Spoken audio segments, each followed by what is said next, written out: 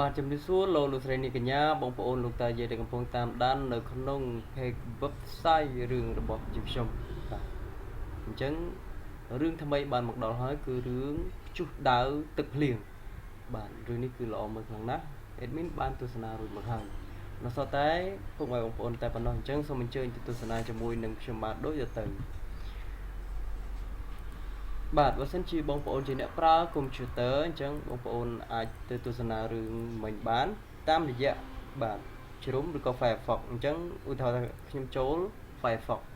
ដើម្បីទៅទស្សនារឿងមិញបានបាទបងប្អូនគ្រាន់តែវាយនៅ website របស់យើងគឺ hd បាទ enter តែម្ដង hd free.online បាទនេះគឺជារឿងភាគថ្មីហើយបាទយើងឃើញហើយនៅក្នុងប្រអប់ខាងលើនេះគឺយើងនឹងឃើញនៅរឿងថ្មីដែល admin បានផុសបន្តបន្ទាប់បាទនៅឃើញហើយនេះជារឿងថ្មីអញ្ចឹងគាត់ណាបងប្អូនចូល page home របស់ hdfree.online នេះគឺយើងឃើញនៅរឿងថ្មីតែម្ដងប៉ុន្តែបើសិនក្នុងករណីបើសិនជាបងប្អូនគ្រាន់តែដឹងចំណងជើងតែมันអាចរកនៅរឿងនឹងដើម្បីទស្សនាបានបងប្អូនគ្រាន់តែបាទដាក់ cursor ទៅលើកន្លែង search នេះហើយយើងវាយនៅចំណងជើងតែម្ដងយើងអាចវាយជាអក្សរខ្មែរក៏បានដែរណាបាទ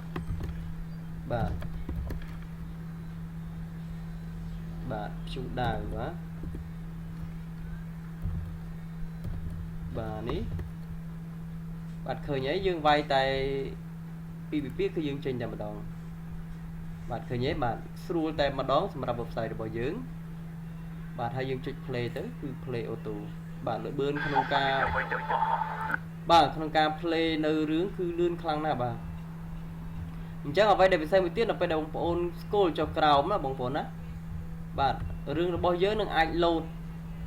បាទយើងអាចចុចអញ្ចេះមកហើយយើងបាទចង់ទស្សនាអីក៏បានដែរណាបាទហើយយើងអាចចុច play ទៅបាទឃើញ